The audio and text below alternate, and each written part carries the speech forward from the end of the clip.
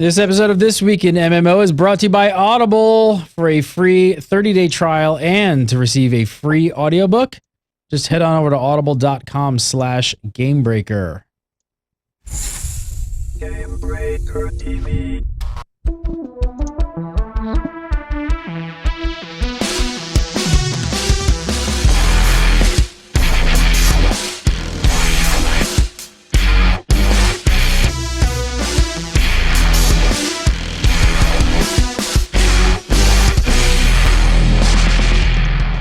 What's up, everybody, and welcome to This Week in MMO, episode 139 for April 12th, 2013. You're watching Gamebreaker. I'm Gary Gannon. Coming up on today's show, Elder Scrolls Online PvP info, Age of Wushu launches, and the WildStar beta has begun. All that and more, plus your viewer questions. But first, Hillary, aka Pocket.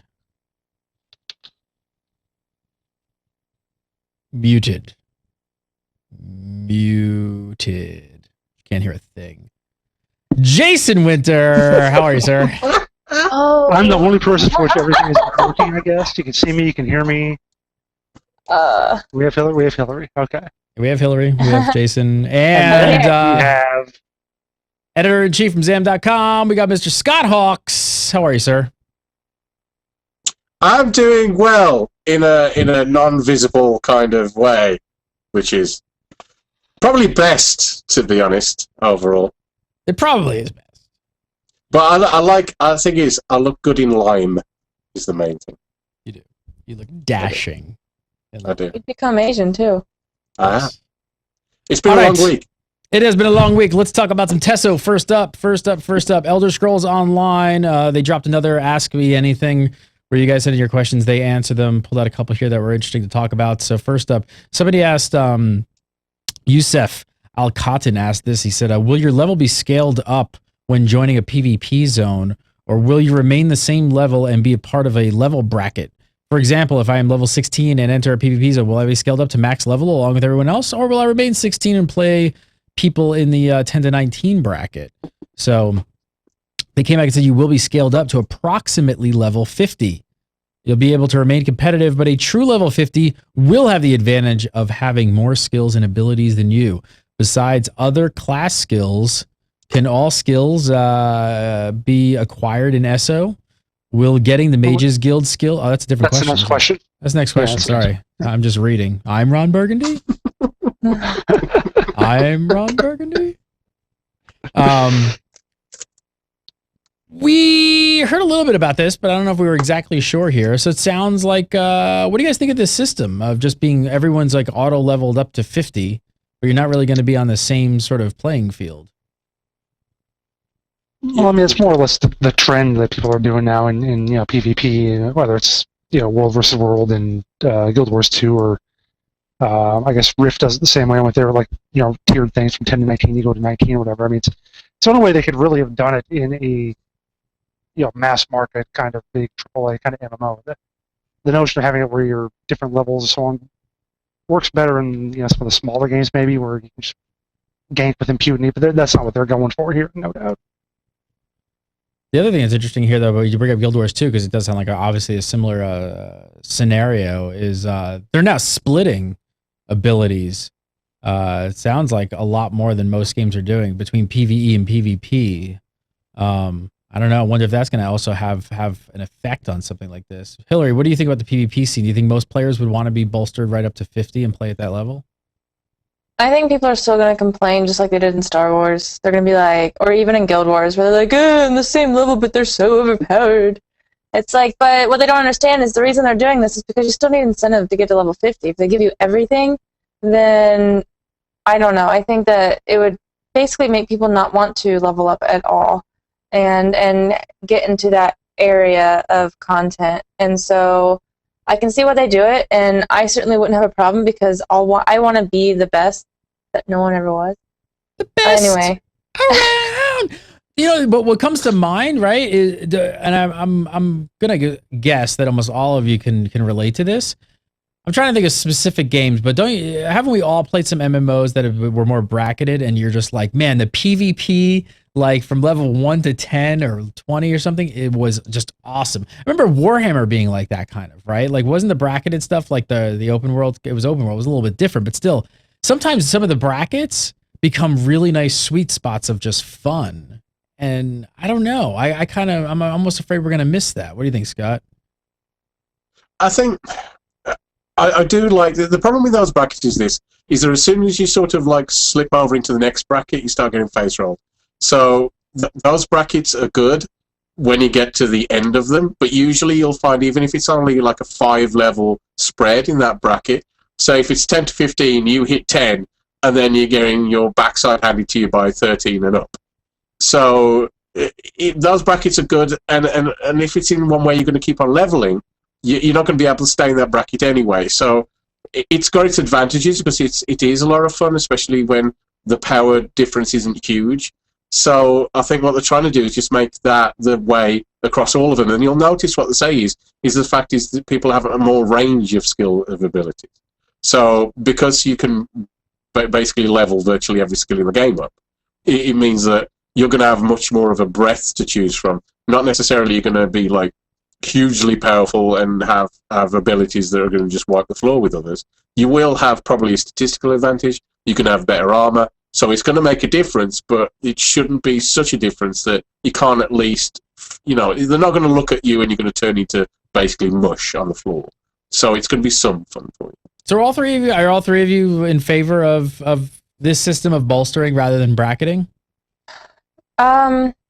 With my experience in Star Wars, they had it 1 to 50 in the beginning, if anybody remembers that, and the community just like went nuts because they're like, the difference between a 50 and even a 49 was so significant that because of the gear and just I don't know, it was very significant. And so they ended up cutting it off to where 50s had their own bracket and it was 1 to 49. And that was actually not bad. And the reason I say that is because at level 20, like you didn't really want to play until level 20 when you got your first set of PvP gear, but they introduced PvP gear at 20 and then at 40, and then again at 50. And so 20 and 40, you got a set. So you had basically all your items that you needed, and you were decent. So you still technically could do something, even if you weren't the best player and you didn't do the most. But at the same time, I went in there as a sage at 20 and would out-heal a lot of people that were like 40. And so I really liked that bracketing. I don't like every 10 levels, though. I think that's a bit extreme. Really? See, I feel like when you do that every 10 levels, I kind of actually enjoy it only because, I don't know, I guess it feels like I'm actually learning my character through a proper progression of both PvE and PvP. And just as like, especially in early levels when I'm learning a new game and how things work and maybe trying to get a rotation. And then I go into a PvP bracket and it's like, I have this whole new thing to learn and how to play in PvP. But at the same time, I feel like I'm sort of at the same place in my game, like sort of career, if you want to call it, of playing this game, where if you just throw me up to 50 all the way at the top end, top tier, it's sort of like, I don't say it's overwhelming, but it feels a little, it doesn't feel like I'm progressing the same way. I think the bracketing works, that you're talking about there, when it feels you're at the same stage of progression at the start of an MMO. As soon as you progress at all, and it goes on in the MMO's life, then what you have is basically you'll have people with ults in those brackets who are ruffle stomping anything that's lower than them in that bracket. So the brackets works to begin with, but as soon as ults with the powerful items start happening, and it looks like Elder Scrolls is going to have like a item progression. It's not like all the items are going to be the same. The items are going to be more powerful than others.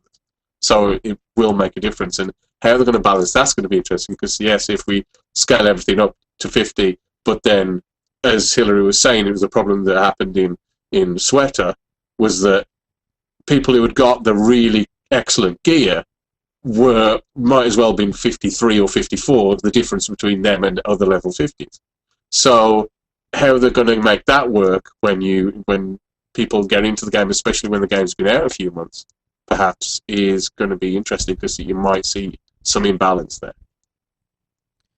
Let me go to the next question here. This one was Ernesto Eusebio. He asked, he said, I recently read that there are no raids in SO. Is that true? Does the dev team have a plan to keep those hardcore PvE players interested in endgame content with something that will take place of a raid?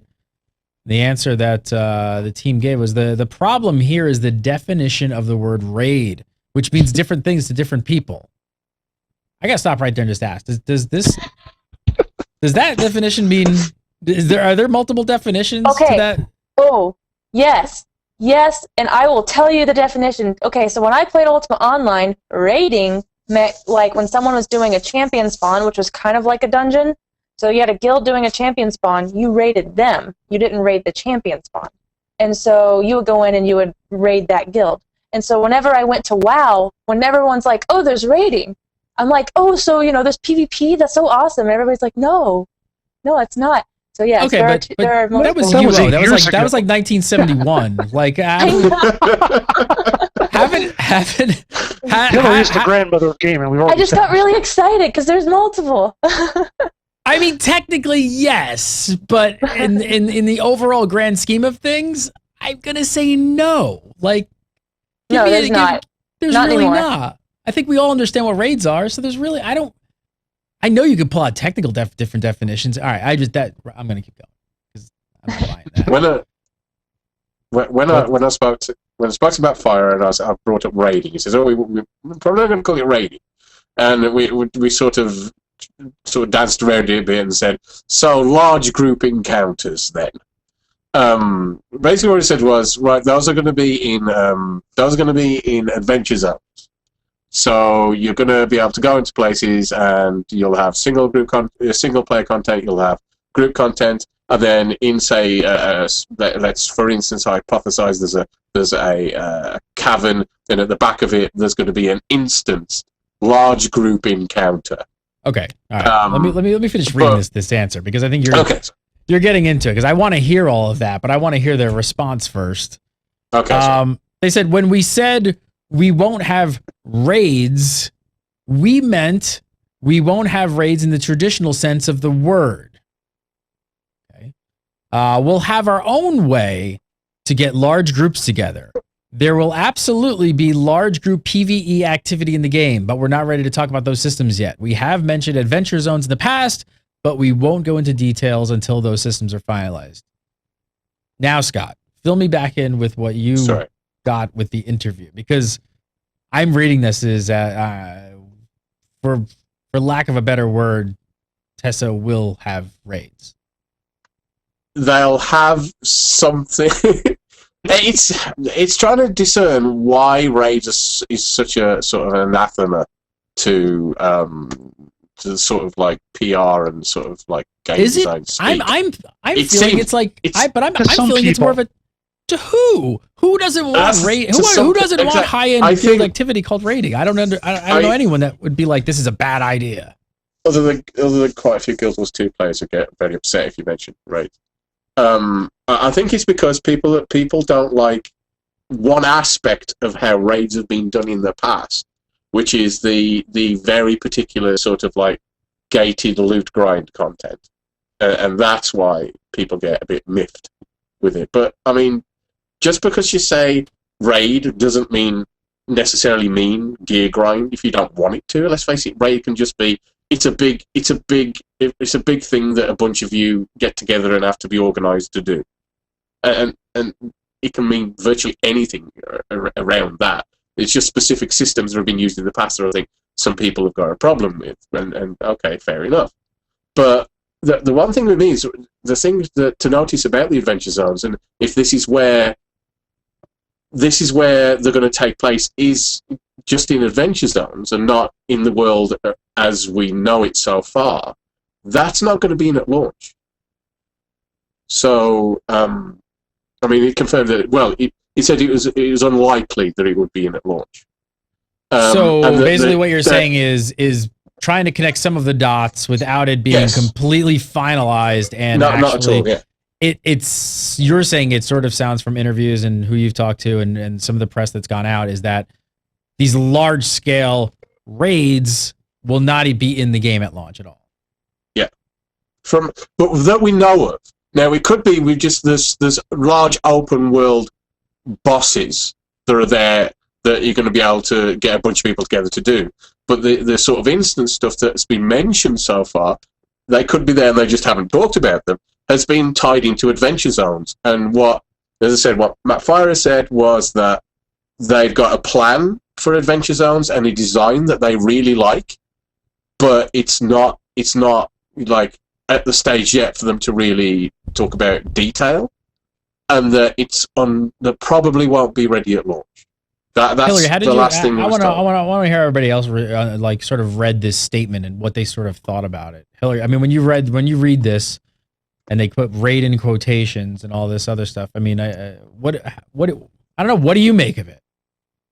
Well, they're like, oh, we're not going to have raiding in the traditional sense. And then they say, but we're going to have large-scale PvE stuff. That makes it sound like they're just going to have, like, dynamic events. Your open-world large events where tons of people go in and they just, like, spam buttons. And it doesn't sound like they're going to have organized, like, tanks and healers and DPS. And like, it doesn't sound like they're going to have that. And I do think that is something that a not large majority, but quite a few players actually enjoy. And I am a PvPer at heart. I love PvP, but I will raid because I don't always PvP. I like to every now and then just go and try to raid, even if I fail horribly. And so I don't know how I feel about, but it is, I don't know. It's Tesso. I don't even know. I mean, I'd be surprised from the sort of the AI and the sort of encounter design that already is in even sort of basic mobs that it's obviously been working on, and the fact that, I mean, they specifically said they don't want to push people away from the idea of the Trinity. If people want to play the Trinity, they want to encourage people to do that, and certainly from my playtime, certainly I could tank, and I had abilities that were specifically designed to grab threats and be a tank. So I don't think that I'm hoping that that's not the case. And I mean, saying that it's not conventional raiding can mean anything. You can mean, open world bosses. Exactly, it could mean any of that. I mean, they dynamic did say events. that it could. It might just be, well, the raid is the what you understand raid and how loot works with raid isn't going to be the same, or it could be anything like that. So it's difficult to really pin down what they mean by it so far because we just don't know enough. Jason, what do you think? How do you interpret this? Here's a thought of what it could be if we don't know what Adventure Zone is. What did everybody want for an Elder Scrolls Online game? It's like we all wanted Skyrim Online. This game that's basically you bring in a few friends and you just play that online. It's supposed to be a big MMO experience. So maybe that's what the Adventure Zone is. It's like your own private zone where your guild goes in and you do whatever, whether it's bosses or dynamic events or whatever. I think the traditional raid that you might be thinking of is a raid. A raid is linear. You do some trash, you do this boss, do the trash, next boss, so on. And this will just be, hey, here's a zone. You got to do whatever. Maybe that's how it's going to be. I mean, adventure zones, they're not, from what I said, they're not like an instance. There are specific areas set out in the world. There are going to be adventure zones. There are going to be quite a lot of them. And so the sort of large group encounter or raid is going to be instanced within the adventure zone, and there's going to be a lot of other content for different sized groups around that, all around that adventure zone. But you can have those specific encounters we're talking about within instanced part of the adventure zone. So it's like Adventure Zoneception. Yes, it is. I mean, it might even be called. I mean, they've already said there's a good chance that they'll come up with a different name for it. Adventure Zone's just the placeholder name for it at the moment. So it's going to be it's going to be high-level areas in different places for you to go to do various content. But it's what the sort of their version of what a raid is within that is what we don't know. Does anyone else feel that if they don't like have some sort of traditional raiding, like linear progression, boss mechanics, does anyone else feel like that's gonna not really sit well with the MMO community? I feel like there's gonna be a backlash and people are gonna rage. I don't think they will because it is an Elder Scrolls game. I don't think, like, when I think Elder Scrolls, I don't really think traditional MMO. I think like you said, I think Skyrim. And if it's not more like Skyrim, than it is. If it's more like an MMO than it is Skyrim, I think I'll be more disappointed in that sense. And that sounds weird, but that might be why I don't really see them having instance raids, like organized competitive raiding. Like, I don't see that at all. And maybe like a very dumbed down version, but another reason I don't see it is because of the way not Skyrim, but because of the way the characters work and all that. I just can't really picture them even knowing how to go about like instanced hardcore raiding. I'm watching the chat. I'm watching the chat room as you're talking, and obviously we have a pretty hardcore group of gamers, right? So like watching shows like this is going to be people who like, play for the long haul. And I'm definitely seeing a lot more of the sentiment is like, no tradition, no raiding, and I'm not playing this game. Like I'm seeing that just crop up. I feel like hardcore MMO players want to know that end game sort of style of gameplay that they could beat on bosses for weeks and months. And I mean, look at people can bash World of Warcraft's like, setup all they want, but at the same time, I mean, we're covering the world first race for weeks and weeks. It's like become a whole thing just to cover that in itself. I don't know. Yeah, I think this would be. I just think it'd be crazy if they don't have some sort of traditional style, like actual rating experience at the end of the game. Elder Scrolls isn't like other games though. Like other games, you progress, you get your character to max, or you max it in any way, whether it's skills or level. You max it, you get gear, and you either PvP or you PvE and craft. It's like, that's pretty much what you do. And then you compete to be #1 guild on your server. It's like, but in this one, it's an Elder Scrolls game. How do we say that's pretty much what you do, though? How do we say that's pretty much what you do? The MMO doesn't exist yet, so it's not really like what you do. Well, no, I mean, you don't PvP in point. Skyrim. My point was I think what's going to scare most gamers is that they're going to get the sense that there's really no end game content.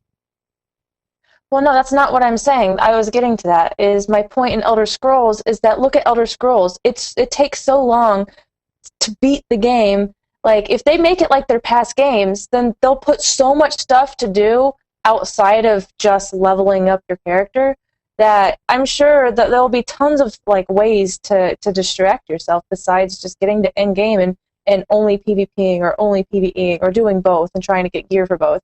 It's like that's my point is if it's like other Elder Scrolls games, there'll be a lot to do, or at least there should be. So. The worry that I'd have when it comes down to that is there is going to be tons to distract yourself with. It certainly will. I mean, the fact that you can progress through all of your content and then do the other two alliances content on top. Sorry, I had to go. I ate a really dodgy biryani last night. It's causing me all sorts of trouble. You can go through the other two alliances, and it increases. I need to switch, so I'm not looking at that. It increases the gear quality as you complete the other two alliances content. So, from a sort of solo, small group perspective, there's going to be tons to do.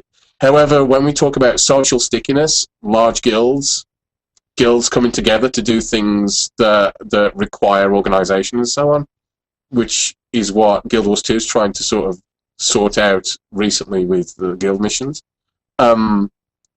There can be something content other than typical raiding that we've seen so far, but we do need something, I would feel, for a long term to have that social stickiness, to have that social edge that games with raiding have. You don't have to do it the same way, but you need to have something to fill that void to make sure you've got people coming together in guilds, because guilds happen because there's things for them to do together, rather than they're just together and then they go off and do things. I think we definitely are seeing a move away from like traditional hardcore raiding as we've known it for so long, and a lot of games are trying something different. I mean, obviously Guild Wars 2, this sounds like everything WildStar we talked about, or we're going to talk about, that's going to be kind of like that too. And, sometimes it's just not going to work. I mean, Guild Wars 2 certainly has been a little rough at times, even more recently with the guild missions, most people not being able to play a lot of those.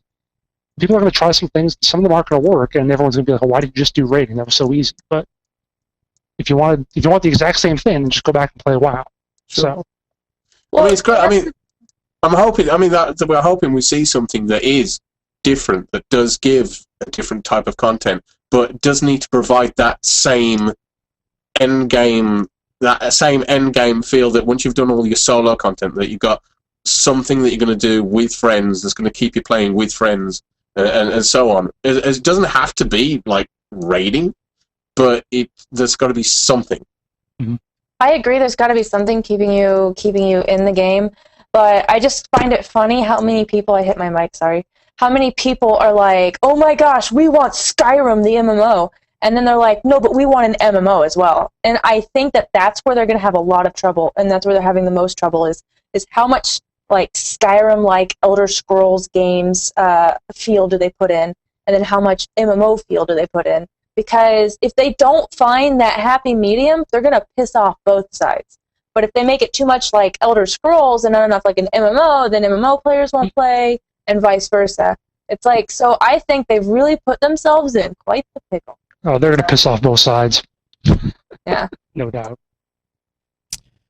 All right, so let's move on. I want to talk about Age of Wushu's launch. Oh, but really quick, I can't get the site up. I got a problem here. But if you guys have not checked out Guild Wars 2, maybe you were on the fence at one point about purchasing it. You haven't purchased it.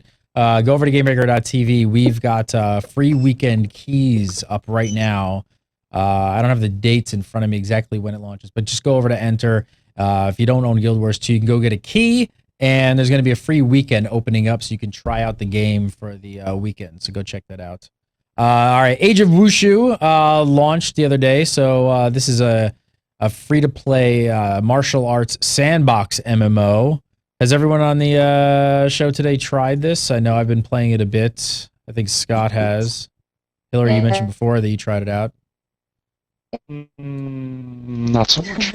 Yeah, Jason got hung up on their website and their lack of proper translation, pretty much.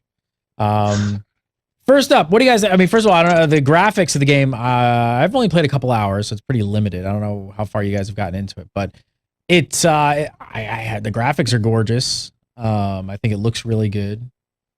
The system. I would say definitely turn those graphics when you get in game. Make sure you turn your graphics up because the default doesn't. No, with mine, it didn't really show the game off quite as much. I slipped it onto Ultra, and I was like, oh, hello, this looks good. Yeah, and I gotta say, when I slipped onto Ultra as well, it played perfectly. So it doesn't have like, I don't think it doesn't feel like it has like super hardcore system requirements.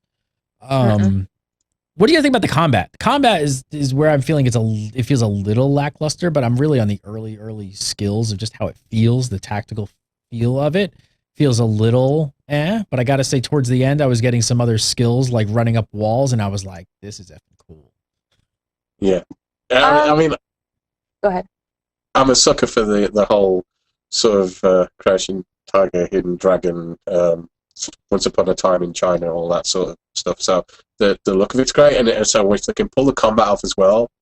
But it does have there are sort of delays here. It's not quite as crisp as perhaps like with the sort of rock paper scissors of the overt and the defensive and then the breaking, the blocking, sort of one being better than the other and so on. It doesn't quite feel at times it's as responsive as I'd like. I'm still getting used to it, and I have to say you get a barrage of abilities like so soon. But you get quite a few just to start with to learn, and then you go to your you go and learn whatever discipline it is you're going to be, and then you have some more thrown at you, and then there's a few more as you go along, and then you get some more books, and it takes a bit to sort of get used to all the different options that you've got, actually.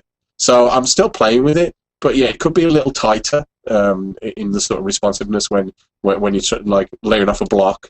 Like at times I'll block really, really early, even though it doesn't, and it makes it so it doesn't feel like a natural fight that's evolving at times. But I think there's potential for it, and some of the abilities look great. Like some of the combo abilities when you start off and you go through this whole sort of like choreographed animation, jumping up and down, flipping, back flipping, and side kicking, and all the rest of it. It looks awesome, but it needs to be a little bit crisper. I agree with the block. I feel like the block is very not natural. In fact, I and even like whenever they start attacking, you can't like go in and block during it, and that kind of frustrates me as well.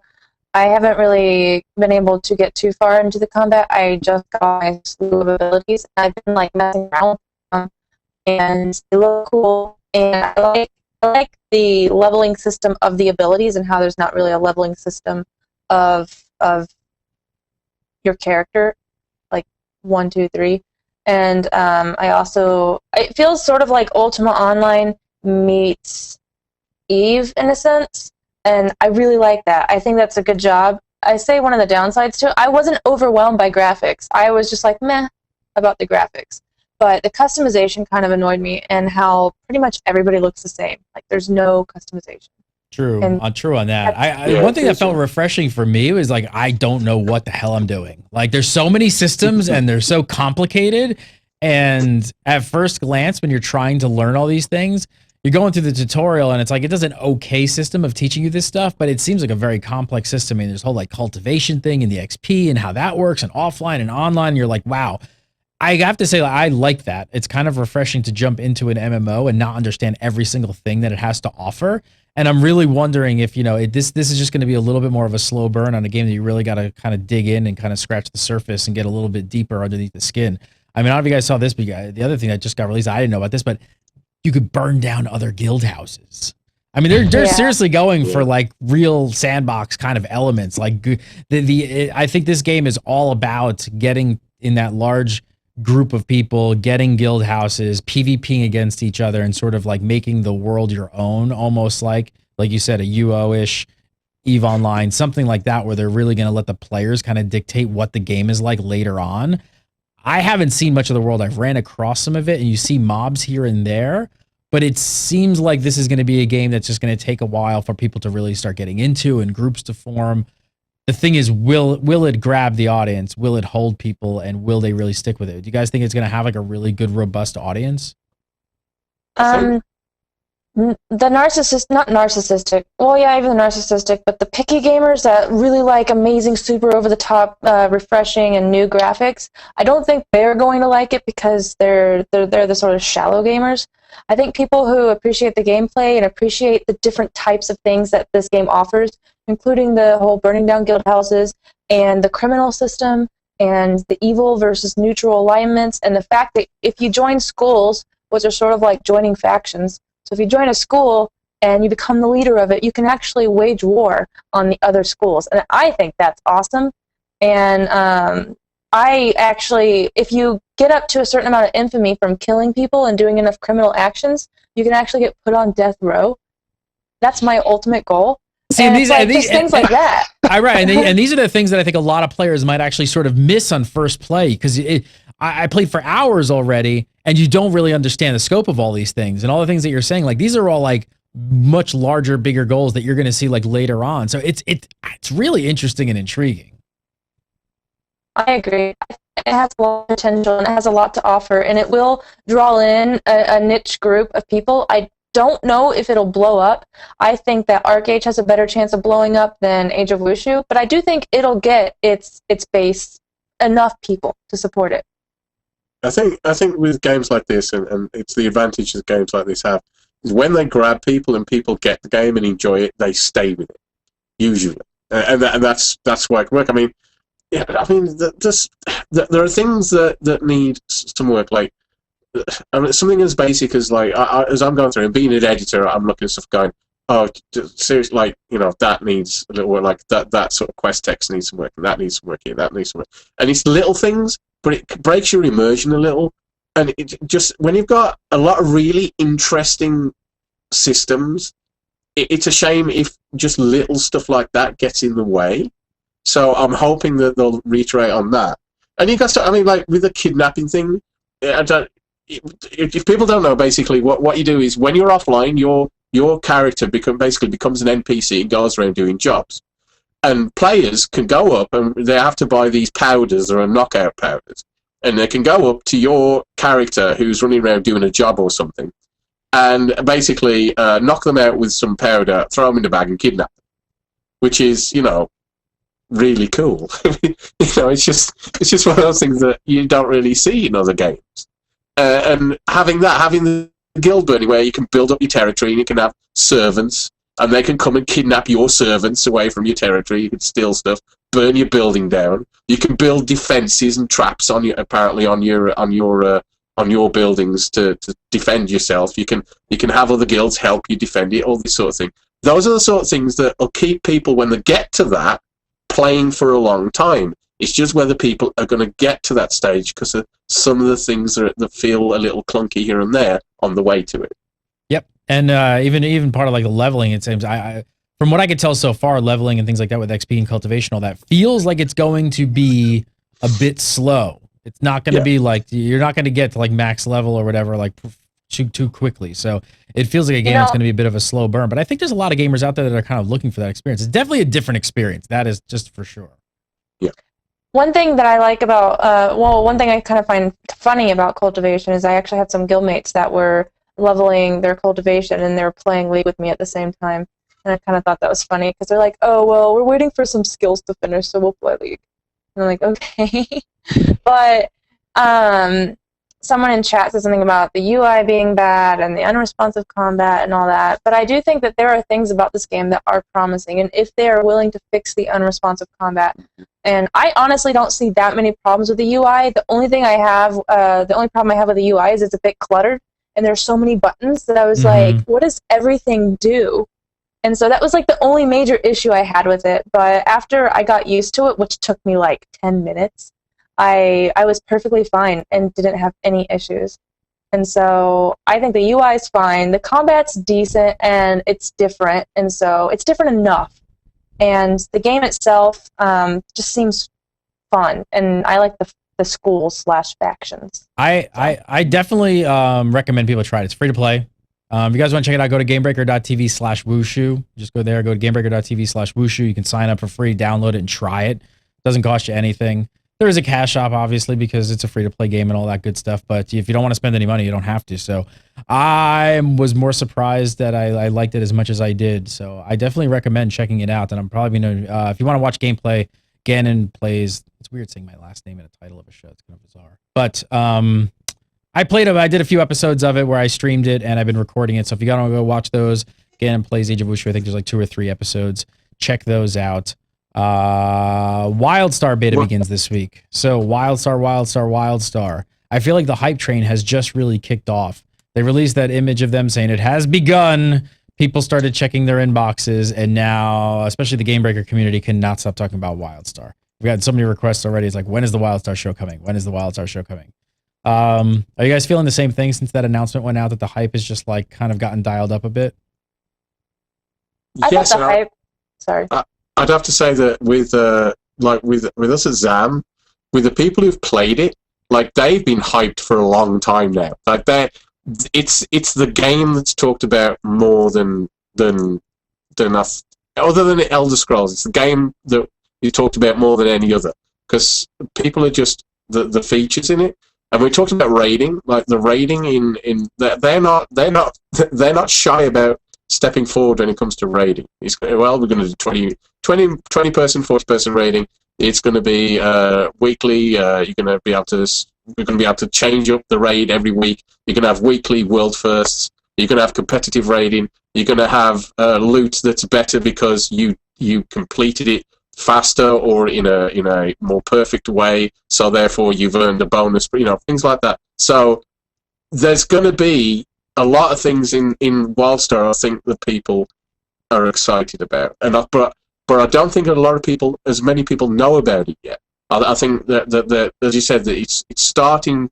People are starting to get awareness of it, and some people dismissed it, I think, because they looked at the design and felt the cartooniness of it or something. It's WoW in space was the one that I heard a lot, which just it isn't. But I think when people start seeing some of the features that it's got in it, I really think it's gonna. I think it's gonna be the sort of real sort of sleeper for this year. I think WildStar is actually. I think it started building hype when it announced its housing, and then gotten into more detail about the housing. I think that's when people started really, started paying attention to it, and since then it's just grown.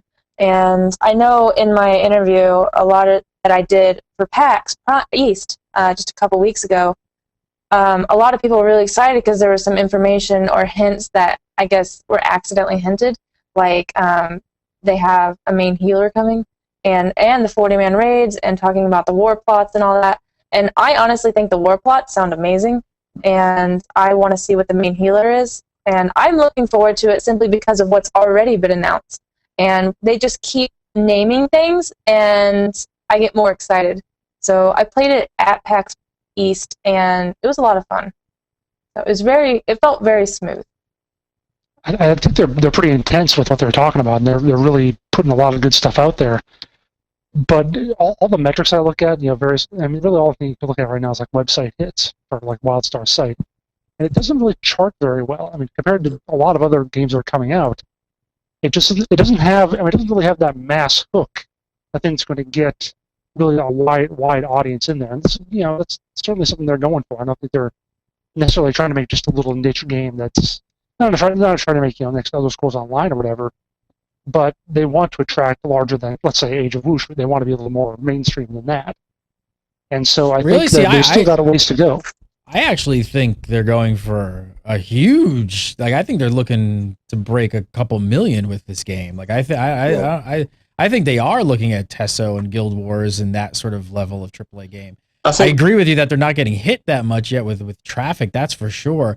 I guess the one thing why I was saying, now that I've seen, if it reminds me of what it sort of felt like when Tryon started ramping up with Rift and no one really knew what it was, and it kind of just had this underlying thing, and then it just exploded, and all the MMORPG people came out of the works and were just like, oh my god, this game looks amazing, and then they sold a ridiculous amount of units. And I wonder if that's going to sort of be the same sort of feel with WildStar.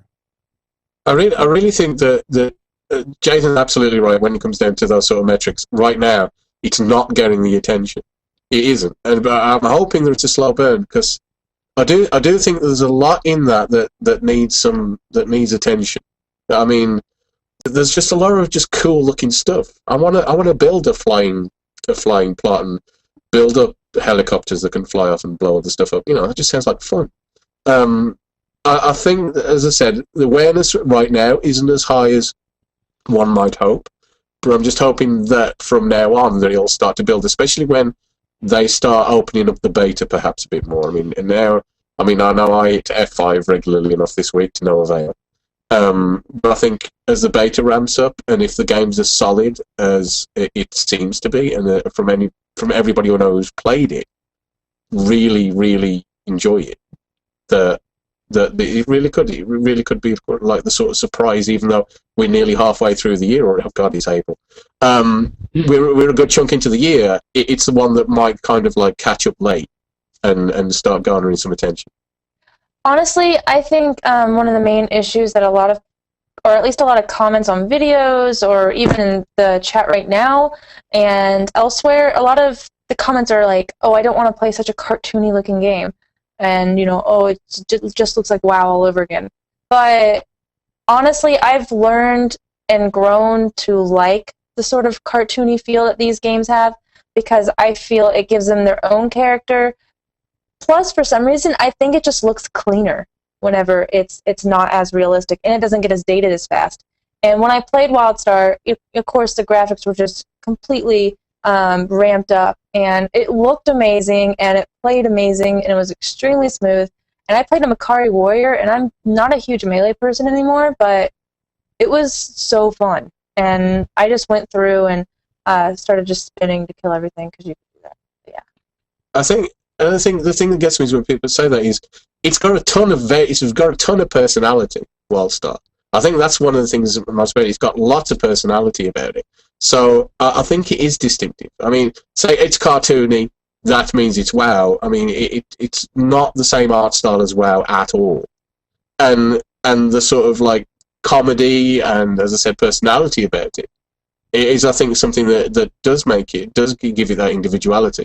So if you just glimpse it and dismiss it, oh well, that it's cartoony, so that means it's WoW. I just think that's a mistake.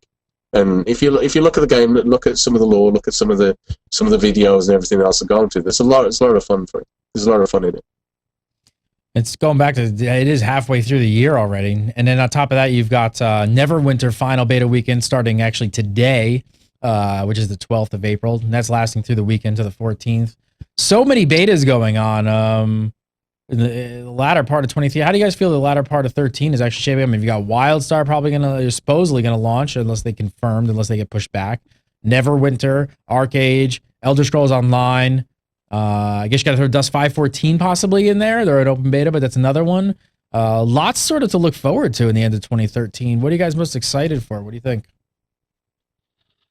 I'm trying to figure if I'm excited or if I'm scared about Elder Scrolls Online. it's like equal bits of both. I'm really excited to see what it's going to be like, but I'm just scared that it's going to be not Disappointing. good. Yeah. I'm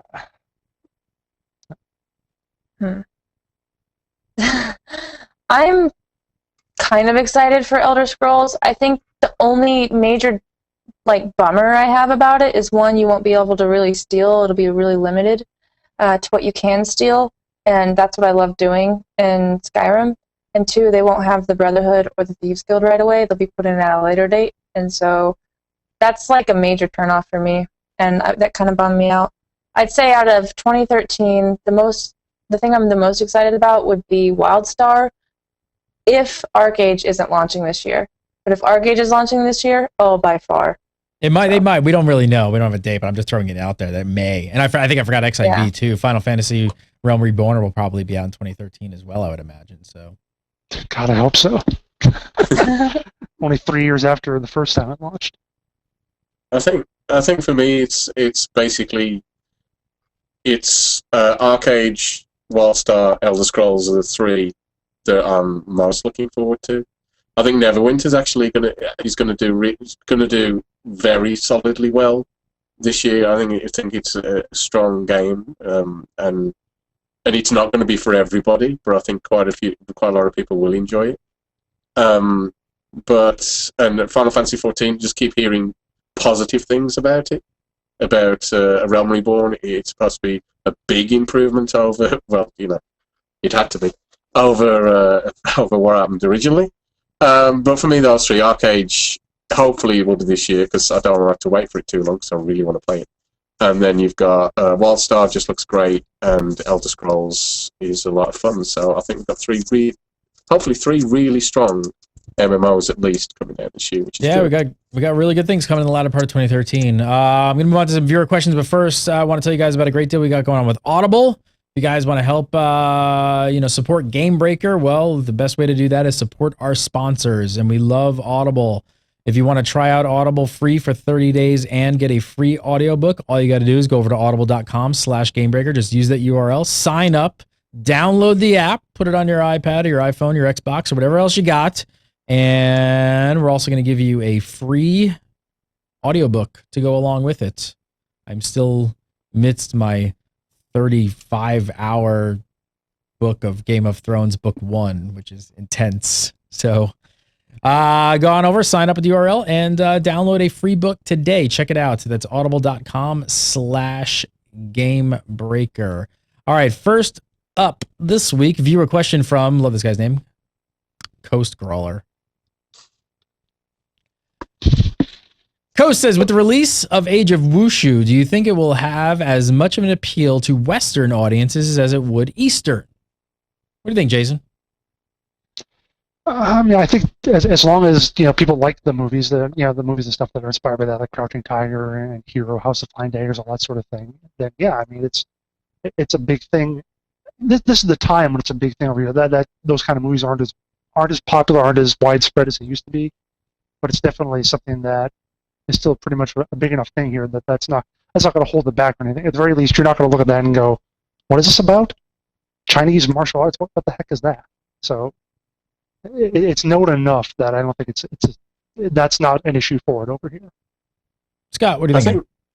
I think it's not going to be as popular, perhaps. I mean, because it's not a Western history, but that doesn't mean that there's not going to be. I mean, as I said, I love that sort of influence and those sort of stories and that mythology. I'm well into it. So there's plenty of people who like it. It's going to be, the whole thing is it's a different game entirely, and I'm just happy that we've got something that's a little niche that is a bit different to what we've already got out there, and we need more games like that. So even whether it's the best game out there or not, as long as it's got a good audience and it's a solid game and it's something that's a bit off the beaten track from everything else out there, then I hope we get more games like it. What do you think, Hill? I agree. It's going to be a very niche or niche game. I don't think it's going to blow up and be huge. I don't think it has enough Western appeal. I still think customization is a huge downfall for it. I think a lot of Westerners like to customize their characters, and especially the men. No offense, but the men have very young faces, and so you can't really make a very, an older, weathered-looking dude. And surprisingly, there are a lot of guys who like that. They like to make, the older, weathered, warrior-looking guy. And you can't really do that. And with the females, it's the same. They all pretty much look the same except for different makeup. But it's also very intimidating getting into because there's so much. It's like they throw so much at you so fast. And I think a lot of hardcore gamers, or even like casual hardcore gamers, will like it. But I don't think purely casuals will like it. So I kind of agree. I think I'm kind of with you on all those points. Customization being one of them. I think the one thing that could turn a lot of Western gamers off, which I really wish they would get somebody on, which can be easily fixed. And Jason, you've brought up this like a million times, is the translation. Yeah, like they really they could have done their website and the game really they could have done a better job at localization and all the translation. It's lacking, and it's a bit of a turnoff when you see it because it's so widespread. You can't play the game and not encounter it, which is not really acceptable to some. Like there's so many cool things going on. It just seems like one of those things that like, look, this shouldn't really happen. You guys should be able to fix this. And if Gary's noticing the grammatical issues, then they're bad. Well, it's not just grammatical. The problem is that as you play in the one of the things with the Western audience is story is you like to have, when you're doing a quest, feel like it means something. So like you're doing a story, and there's one bit where I had to go and get a sandbag. I get hit over the back of the head, and these thugs are talking about it. He goes, "What shall we do with this person?" And we should go over here. And what shall we do? We'll throw this person down a well, and then we'll just go and take this person over here. And the phrase "this person" just kept on repeating, and it's like. The writing is just completely destroying like my feel for what's going on. But again, I wonder. I sort of, so I'm not going to overlook that. But what I felt that stuff was there for was the tutorial to teach you how to use the systems in the different parts of the game. But I feel like and I don't know this for sure because I haven't gotten far enough into it. But my perception of it was I'm going to get past this stuff. And I don't think that stuff's going to happen at all anymore. Like, I don't even know if there's going to be quests at that level. Like, is it? I feel like does the game just turn into a big sandbox where I have to get in a group? We're going to get guild houses, and I'm going to burn your freaking house down. That's really all I'm looking forward to. Like, I heard that you eventually have to get into groups to start completing content, and it actually gets really fun on that aspect. And the questing dies down a bit. Like most of the questing in the beginning is just to sort of like step you through the game. And it really does. And I like how you can also click on the names and it takes you there, which I've played games like that before, but I really like that because I don't spend 30 minutes looking for some dude that's on the other side of town with, I don't know.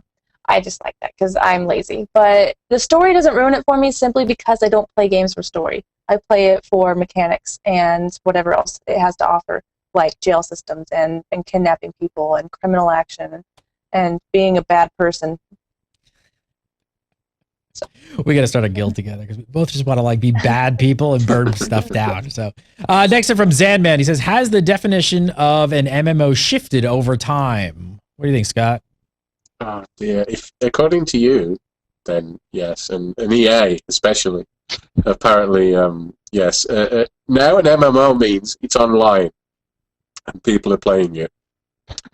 That's an MMO, apparently. So.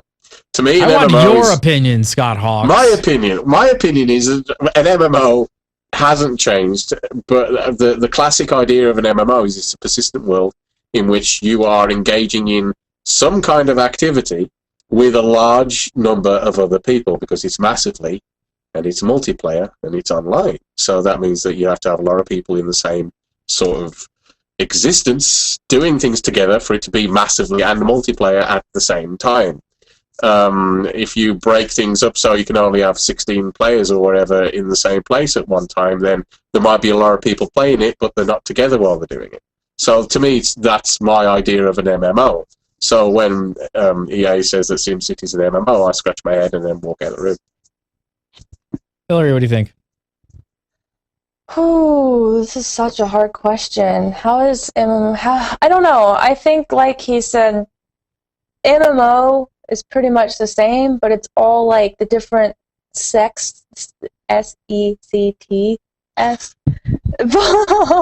below it that have sort of changed, and now you have like MMOFPS and MMORPG and MMORTS and then MMO blah, blah, blah, blah.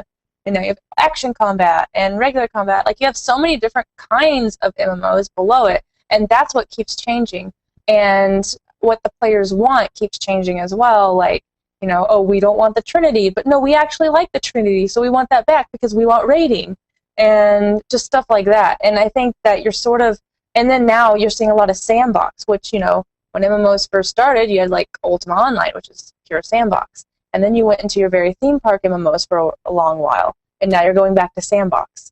And so, yeah, I think it's not necessarily changing. I think you're seeing more of a recycling and going back to old ways.